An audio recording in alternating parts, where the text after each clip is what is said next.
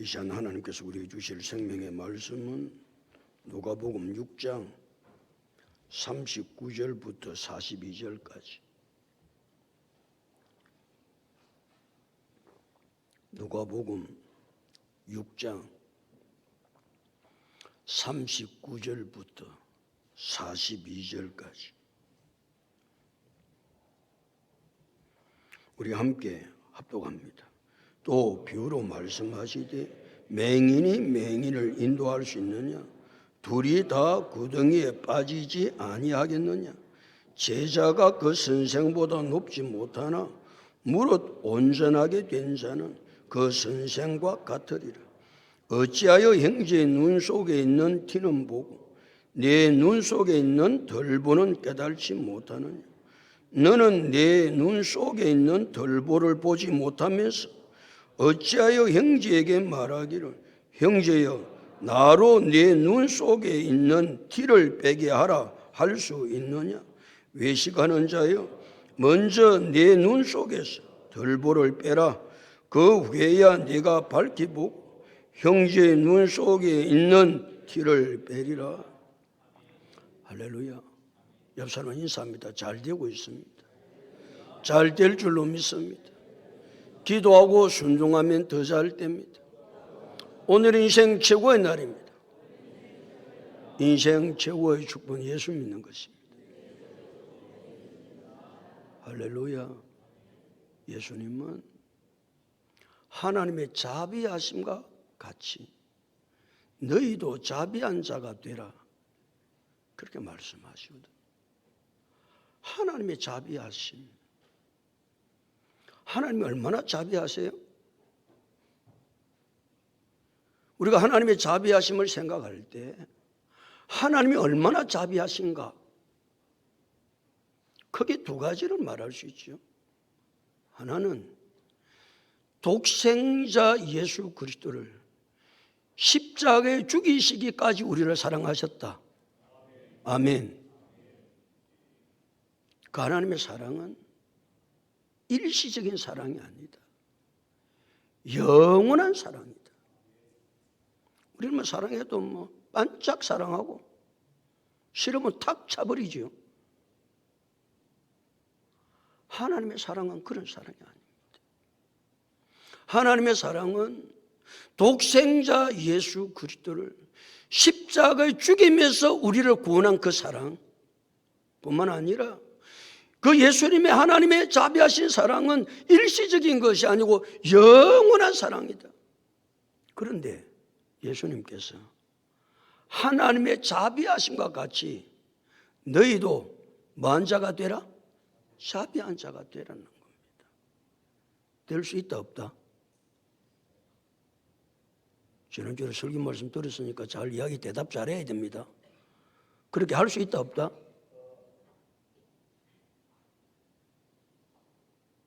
늘 우리는 하나님이 말씀하시면 내가 할 수 없는 말씀은 일단 뭐 한다고 이야기합니까? 하나님 나는 못합니다. 그럼 하나님 못할 걸 우리 보고 하라고 그러겠어요? 하나님 그런 하나님이 아니십니다. 아멘. 하나님 우리가 할 수 있는 것을 하라고 그러시지 할 수 없는 것을 하라고 말씀하시지 않는다는 사실을 언제나 전제하고 나가야 됩니다. 그래 신앙생활이 되는 거예요. 예수님은 우리의 신앙생활의 목표를 사람을 목표로 삼지 말아라 그 말입니다. 우리의 신앙생활의 목표는 사람이 아니고 하나님이시다. 그렇죠? 여러분 신앙생활하면서 죄를 목표로 목표로 삼고 신앙생활 합니까? 그럼 여러분 하다가 뭐라고 그러죠? 목사님도 별 수 없더만은. 그 별 수 없지 내가 여러분 뭐 다르겠어요? 인간은 다 별 수 없어요. 그리고 우리의 신앙생활을 사람을 인간을 목표로 하고 신앙생활하면 신앙생활 절대로 안 됩니다. 우리의 신앙생활의 목표는 누구다? 하나님이시다. 그래서 내가 거룩하니 너희도 거룩할지어라고 말씀하셨고 예수님께서는 그렇게 장성한 분란까지 자라라고 말씀하시는 거예요. 자, 그러나 우리는 연약하고 부족하고 어리석어서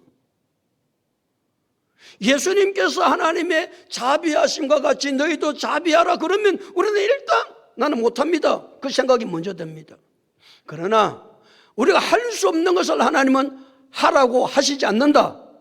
아멘. 그러면 어떻게 그렇게 할 수 있습니까?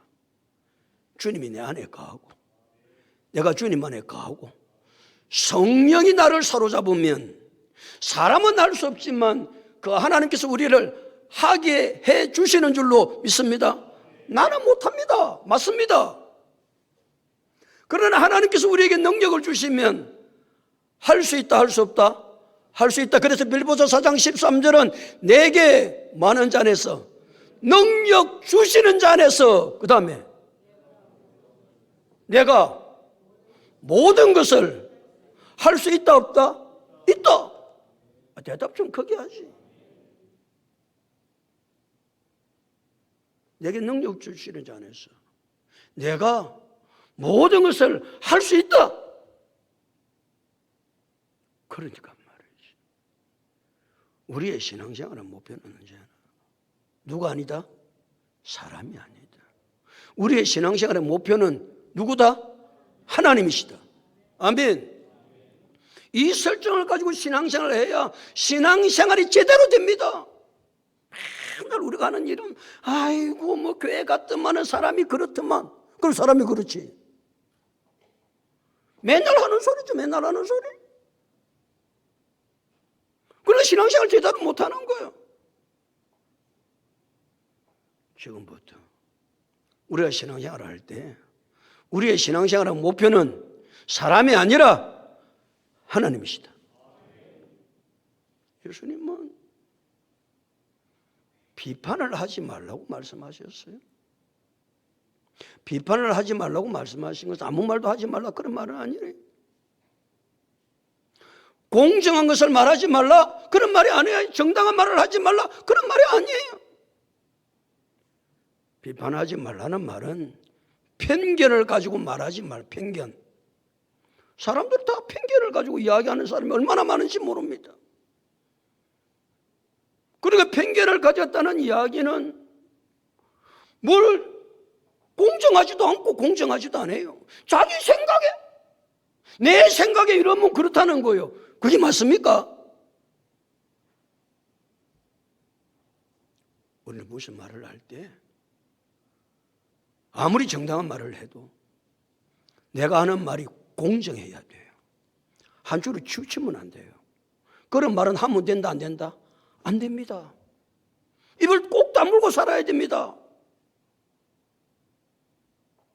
비판하지 말라는 것은 습관적으로 남을 비판하지 말라는 습관적으로. 어떤 사람 입만 열면 남을 비판해.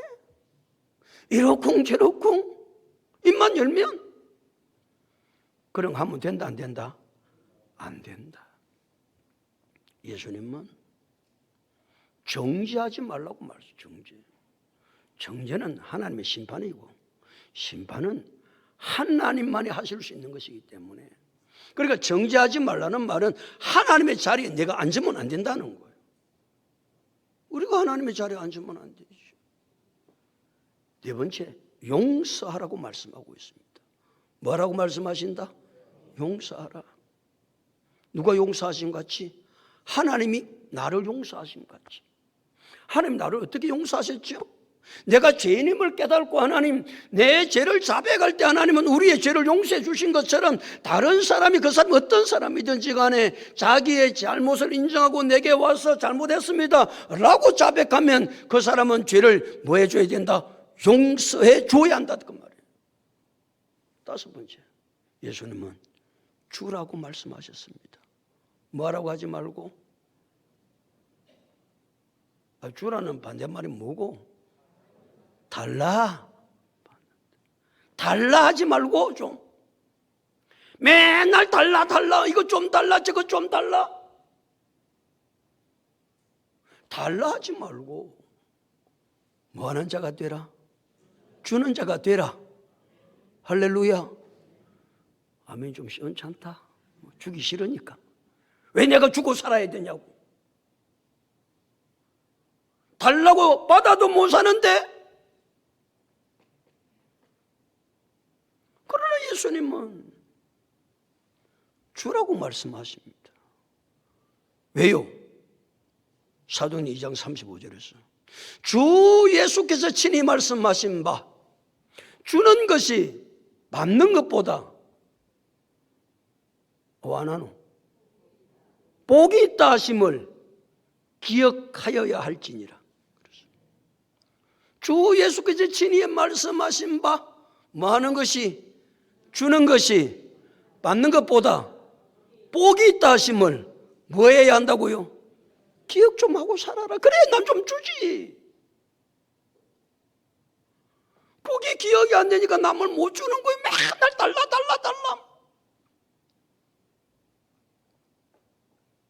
맨날 마르다처럼 달라. 줘도 달라. 맨날 그러고 사는 거예요. 인생. 그 인생은 거지 인생이다 그래. 거지 인생.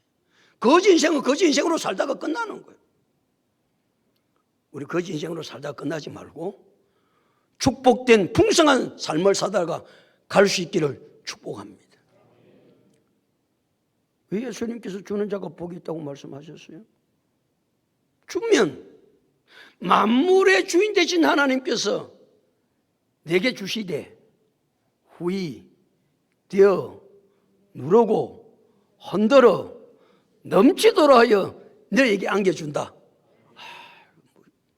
그러니까 주는 것이 얼마나 복이 있는지 말이죠. 그러니까 이제 오늘부터 작정을 합니다. 뭐 하지 않기로, 남한테 달라 하지 않기로. 와 대답 안 하노? 또 받을 때가 있나?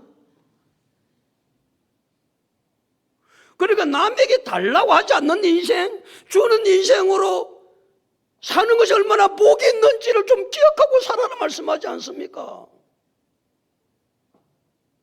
더 놀라운 것은 주는 것이 하나님을 기쁘시게 하는 제사다 그랬어요. 주는 것은 단순히 주는 것으로 끝나는 것이 아니고 그것이 하나님을 기쁘시게 하는 제사라고 히브리서 13장 16절에 말씀하고 있습니다. 그래 주는 것이 제사요. 주는 것이 제사라는 말은 주는 것이 예배라는 말입니다. 주는 것은 예배예요. 그 말은 우리의 삶이 예배가 되어야 된다. 그 말. 우리의 삶이. 오늘 우리가 드리는 이 예배가 얼마나 중요한지 모릅니다. 내가 주님 앞에 찾아 나와서 예배 드리는 예배가 바르게 되어질 때에 세상에 나가서 가정에서 직장에서 사회에서 이 민족 속에 우리의 삶이 예배가 되는 줄로 믿습니다. 삶이 예배가 되어야 되거든요. 그러니까 교회에서 예배 드리는 거 따로, 가정에서 사는 것 따로, 직장에서 사는 것 따로. 우리의 신앙생활은 따로따로가 아닙니다. 오늘 우리가 주님 앞에 찾아 나와서 주님의 말씀을 듣고 바른 예배를 드렸다고 한다면 이 바른 예배가 우리의 삶 속에, 가정 속에, 직장 속에, 사회 속에, 이 나라, 이 민족 속에 삶의 예배로 나타나져야 되는 줄로 믿습니다. 그럴 때 하나님 영광이 받으시죠. 야, 그렇구나. 하나님을 믿는 사람의 삶은 이런 것이구나. 삶의 예배가 안 되면 우리가 주님 앞에 드리는 이 예배가 중요하지만 오늘 바른 예배를 드리고 하나님 앞에 나아가서 삶으로 예배가 되지 아니하면 우리가 이 시간 주님 앞에 드리는 예배는 반쪽의 예배. 그러니까 말이죠. 우리가 주님 앞에 나와서 이 드리는 예배가 여기서 끝나지 말고 오늘도 들은 말씀을 가지고 세상에 나가서 삶으로 예배를 드리는, 그래서 하나님 앞에 영광 돌릴 수 있는 우리 모두가 다 될 수 있기를 예수 그리스도 이름으로 축복합니다. 오늘 39절 다 같이 읽겠습니다. 시작.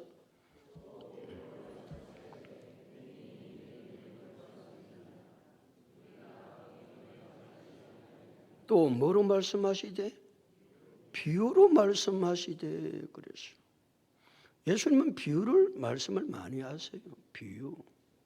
비유는 예수님이 진리를 이제 말씀을 하시니까 진리를 사람들이 잘 깨달지를 못하는 거예요.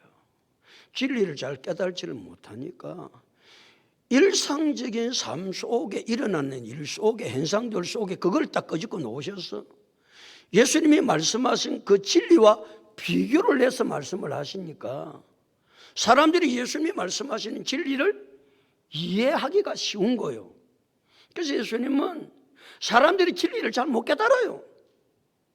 아무리 진리를 말해도요, 진리를 깨달지를 못하는 거예요. 진리를 깨달지를 못하니까 예수님은 우리의 삶 속에 일상적인 삶 속에 일어나는 일들을 가지고 진리의 말씀과 비교를 해서 이게 진리야. 잘 봐봐. 이게 비유입니다. 비유.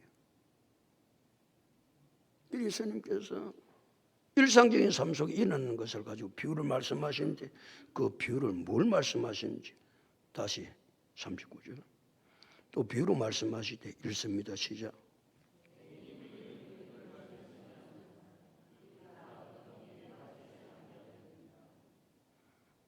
예수님이 두 가지 질문을 던지세요.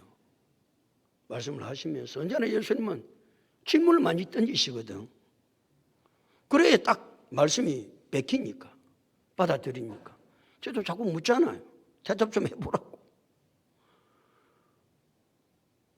제가 뭐 말하기가 싫어서 그런 게 아니고 여러분 심령에 딱 새겨줘야 되니까. 그 말씀을 이야기를 지금 답을 해봐야 그게 무슨 말인지를 아니까 대답해보면 그래도 있고 옥 다물고 있기는 있지요. 다물고 있으라 무시할 수가 없지 뭐. 나는 뭐 안 받아도 된다 그래서 입 다물고 있고 그래 아는 사람은 내가 물으면 대답 좀 하고 아멘 좀 해라. 아멘도 대답하라는 거 아니야. 예수님 비유를 무슨 비유를 들었어요? 맹인이 맹인을 인도할 수 있겠느냐 물으셨어요. 여러분 대답해 보세요. 맹인이 맹인을 인도할 수 있겠느냐? 예수님 물으셨거든요. 여러분 대답을 해보라고. 뭐라고? 어? 못합니다. 아니 또 특출한 사람은 그런 이야기한다. 그럼 맹인도 맹인을 인도할 수 있습니다. 혹시 뭐 특별한 사람은 그럴 수도 있죠. 그러나 일반적으로 맹인은 맹인을 인도할 수 있다 없다? 없습니다. 우리나라 같은 이 길은 말이죠. 맹인이 맹인을 인도할 수 있습니다. 얼마나 길이 좋아요. 아스팔트 길은 특별한 게 없죠. 그냥 쭉 가면 뭐 언덕백이 있어도 쭉 가면 갈 수 있습니다. 막대기 탁탁 좀 두드려 가면서. 그러나 팔레스타인 땅은 길은 그렇지가 않습니다. 그 다음에 질문에서 그걸 예수님이 말씀하고 계시는 거예요. 그 다음에 질문이 무슨 질문을 하고 있죠? 둘이 다 구덩이에 빠지지 아니하겠느냐? 그러니까 길에 뭐가 많다는 것이 전제되어 있습니까? 구덩이가 많아. 팔레스타인 땅의 길은. 그러니까 구덩이가 어디에 있을지 모르는 거예요. 그리고 구덩이가 많으니까 구덩이에 빠질 확률이 충분히 있는 것이죠. 또 팔레스타인 땅은 길은 돌이 또 많아. 돌이. 우리처럼 뭐 작은 돌이 있는가 큰 돌들이. 그러니까 맹인이 맹인을 인도할 수 있겠느냐? 맹인이 맹인을 어떻게 인도할 수 있어요? 그 다음에 질문이 뭐라고요? 둘이 뭐라고 그랬어요? 다 구덩이에 빠지지 아니하겠느냐? 둘이 다 구덩이에 빠지겠어요? 안 빠지겠어요? 예수님 물어보시니까 빠진다. 빠집니다. 그렇죠. 아니 맹인이 맹인을 인도하면 둘이 다 구덩이에 빠지지. 구덩이에 빠져서 죽지. 그 말은 예수님께서 뭘 말씀하시는 겁니까? 맹인을 인도를 받으면 죽는다. 그 말을 강조하시는 거 아니에요. 맹인이 니를 인도한다고 한다면 맹인의 인도를 받으면 된다 안 된다? 안 된다는 것을 강하게 예수님께서 말씀하시는 거예요. 그러면 맹인이 누굴까? 여기서는 나오지 않습니다. 그런데 우리는 앞뒤 좌우를 다 살펴보면 맹인이 누구인지를 알 수 있습니다. 예수님을 말이죠.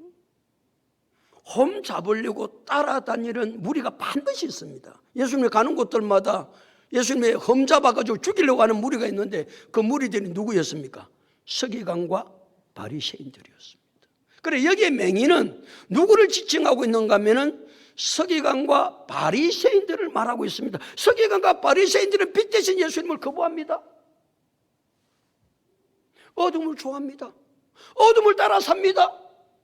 예수님은 이들이 맹인이라고 말씀하고 계신 겁니다. 그래서 맹인의 인도를 받으면 둘이 다 구덩이에 빠져 죽게 된다.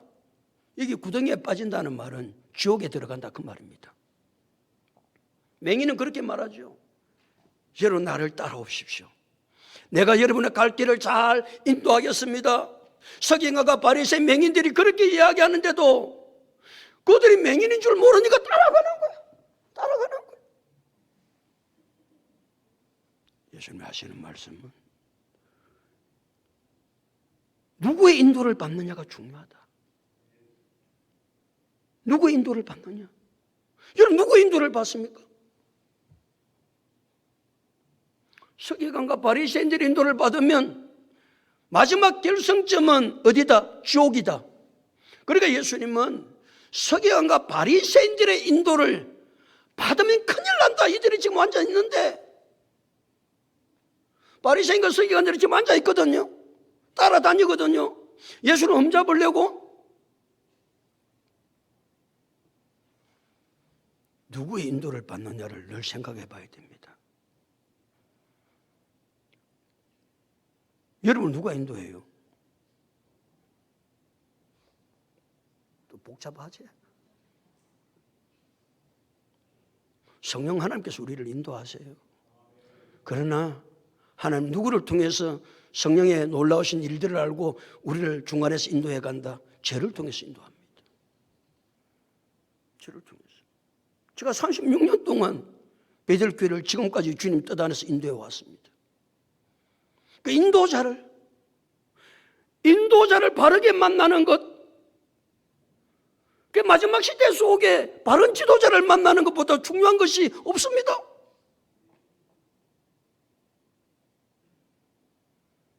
서기관과 바리새인들, 이들은 자기들의 배만 채우는 자들입니다. 이 자들을 따라가면 어디에 빠져 죽는다?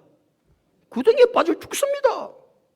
그래서 요한복음 14장 6절에서는 예수께서 이르시되 내가 곧 길이요 진리요 생명이니 나로 말미암지 않고는 아버지께로 올 자가 있다 없다?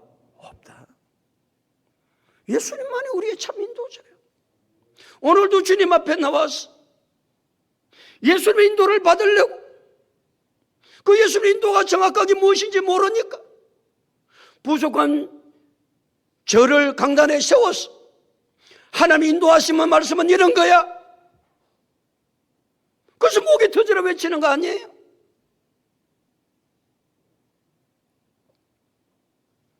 예수님은 따르는 무리들한테 인도자가 얼마나 중요한 것인가. 맹인을 따라가면 죽는다. 이단을 따라가면 죽지요. 신천지가 이단인지도 모르고 그 이단을 따라가면 결과적으로 죽는 길밖에 더 있겠어요?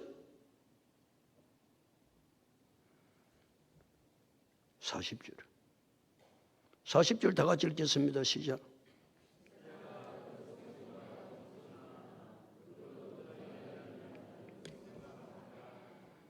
제자가 누구보다 높지 못한다고요?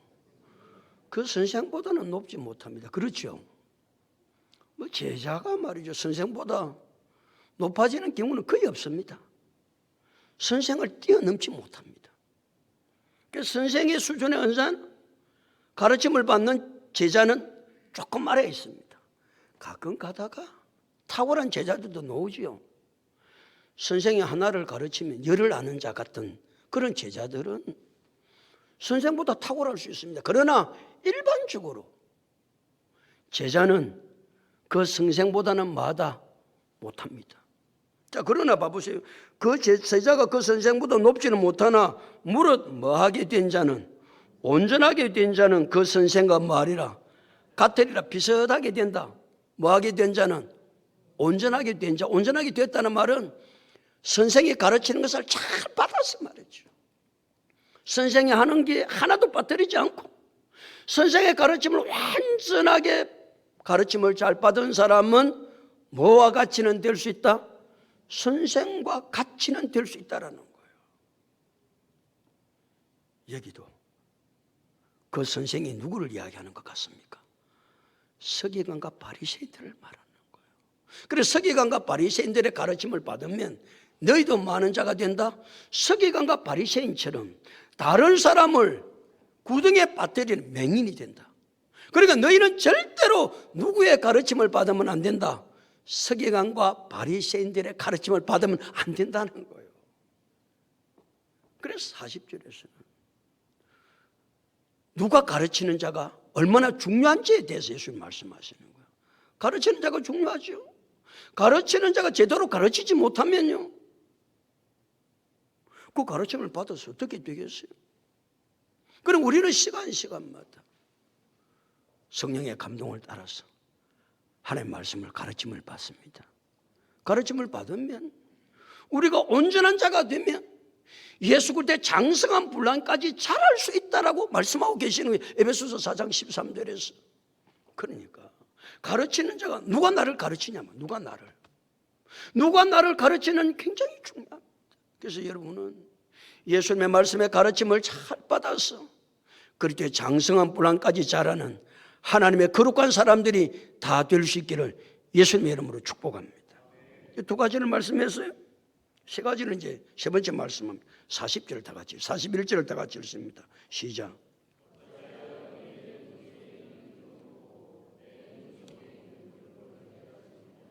어찌하여 그랬어요. 어찌하여라는 말은 우리말로 하면, 쉬운 말로 하면 우짤라꾼 이거라노. 우짤라꾼 이 사람아, 정신 좀 차리라. 어찌하여 탄식하는 거 아니에요. 우짤라꾼이 그렇게 사냐? 우짤라고.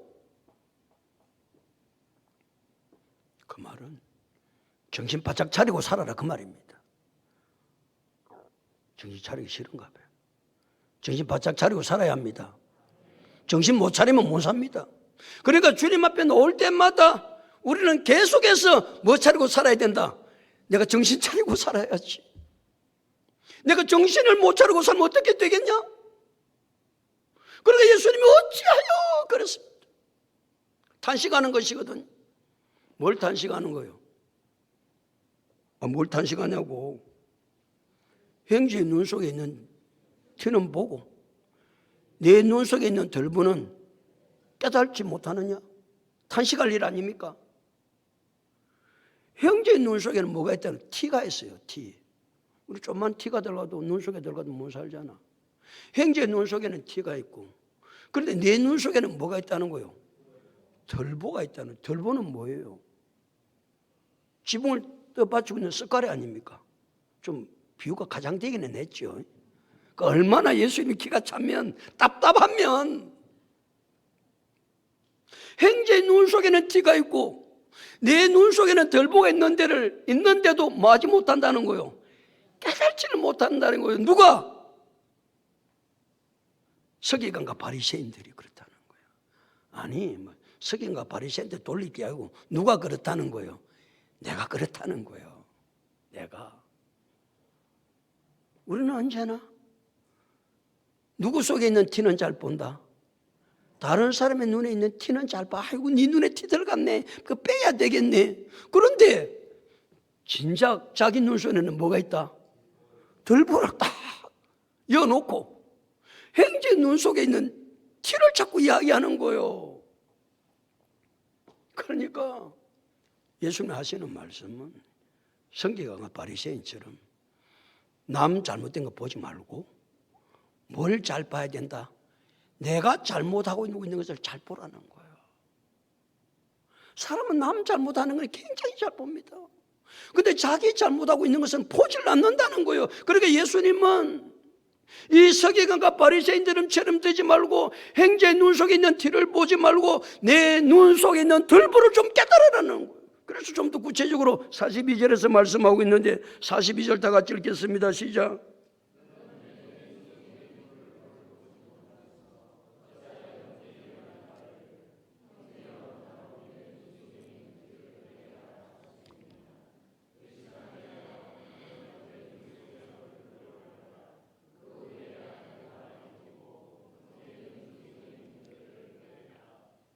너는 내 눈 속에 있는 들보를 뭐 한다는 거예요? 보지 못하고 산다는 거예요. 그러니까 예수님 말씀은 형제의 눈 속에 있는 뭐를 보려고 하지 말고 티 보려고 하지 말고 내 눈 속에 있는 들보를 좀 보라는 거예요. 들보를. 우리는 자칫 잘못하면 계속해서 다른 사람 이야기합니다. 다른 사람 자그마한 티 있다고 계속 이야기합니다.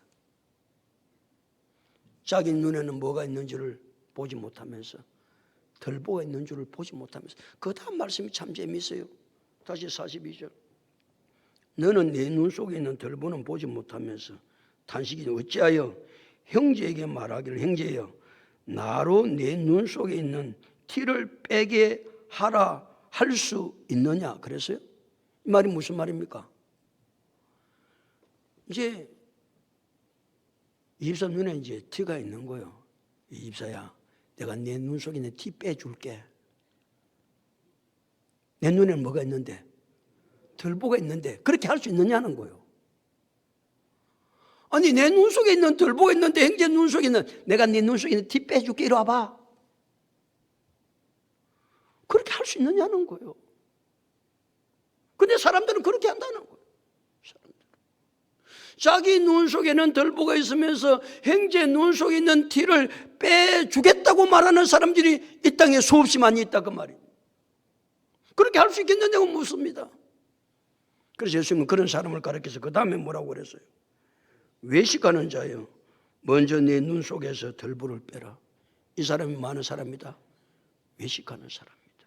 외식은 자기 눈 속에 있는 들보를 깨닫지 못하고 다른 사람의 눈 속에 있는 티를 빼라고 말하는 사람, 외식하는 사람입니다. 우리는 자칫 잘못하면 외식하는 자가 되기 쉽습니다. 내 눈 속에는 들보 있는 것은 깨달지도 못하고 보지도 못하고 계속해서 다른 사람에게 당신 눈에 티가 있다고 당신 눈에 티 빼야 된다고 내가 빼주겠다고 그렇게 삶을 살아가는 인생들이 이 땅에 수없이 많은데 그것이 서기관과 바리새인이라고 예수님은 지칭하고 있지만 혹시 우리의 삶이 그럴까 봐서 그런 삶을 살면 안 된다는 거예요. 그래서 결론적으로 22절 마지막 부분에 뭐라고 예수님 말씀하고 있습니까? 먼저 내 눈 속에 있는 무엇을 빼라? 들보를 빼라. 그 후에야 내가 뭐하고 밝히 보고 형제의 눈 속에 있는 무엇을 빼리라? 티를 빼리라. 내 눈에 들보부터 먼저 빼라. 그래야 밝히 본다는 거예요. 그 후에 형제의 눈 속에 있는 티를 빼라고 할 수 있다는 거예요. 아니 우리는 형제의 눈 속에 있는 티를 빼라 뭐 그렇고 말할 것도 없지요. 내가 또 좀 있으면 또 들보 들어갈 낀데 좀 있으면 들보를 내 눈에 넣는다고. 인간의 삶이. 그러니까 우리는 남에게 관심을 가지고 이야기하지 말고 언제나 내 자신에게 티가 없는가? 내 자신에게 들보가 없는가? 다 내 자신을 살피고 살아야 되는데 우리가 그렇게 하지 못하고 살 때가 너무 많다는 것을 예수님이 말씀하고 계시는 거죠. 오늘 세 가지를 말씀하고 계세요. 사랑하는 성도 여러분, 첫 번째는 누가 중요하다고 가르쳐주고 있습니까? 인도자가 중요하다. 여러분 인도자가 중요합니다. 여러분의 삶을 누가 인도하느냐? 하나님 인도하시죠. 나의 갈 길 다 가도록. 그런데 중요한 것은 하나님 언제나 리더자를 세운다는 겁니다. 리더들을 세워서 우리의 삶을 인도해 간다는 겁니다. 두 번째는 누가 중요하다? 가르치는 자가 중요하다는 겁니다. 내가 누구한테 가르침을 받느냐? 내가 누구한테 가르침을 받아요? 내가 누구한테 무엇을 가르침을 받는가를 혼자나 생각해야 돼요. 아무 데나 가서 가르침을 받으면 어떻게 되겠어요? 세 번째는 뭐 하지 말고 남의 눈에 티를 보지 말고 내 눈에 뭘 봐라? 덜보를 보라는 거예요. 계속해서 우리는 보는 작업을 해야 되는데 끊임없이 다른 사람, 남의 눈, 당신이 이렇고 저렇고 그렇게 하지 말고 내 자신이 얼마나 잘못되어 있고 얼마나 허물지고 얼마나 외식자고 그렇게 살아가는지를 내가 깨달아야 주님께서 원하시는 뜻들을 이루어갈 수 있는 줄로 믿습니다. 사랑하는 성도 여러분, 오늘도 주신 말씀을 가지고 또 우리는 교회 문 밖을 나가서 살아갑니다. 살아가는 것이 삶의 예배입니다. 그럼 오늘도 주님 주신 말씀을 가지고 가정에서나 직장에서나 사회 속에서 삶의 예배자로 하나님의 영광 돌리며 살아갈 수 있는 우리 모두가 다 될 수 있기를 예수 그리스도 이름으로 축복합니다.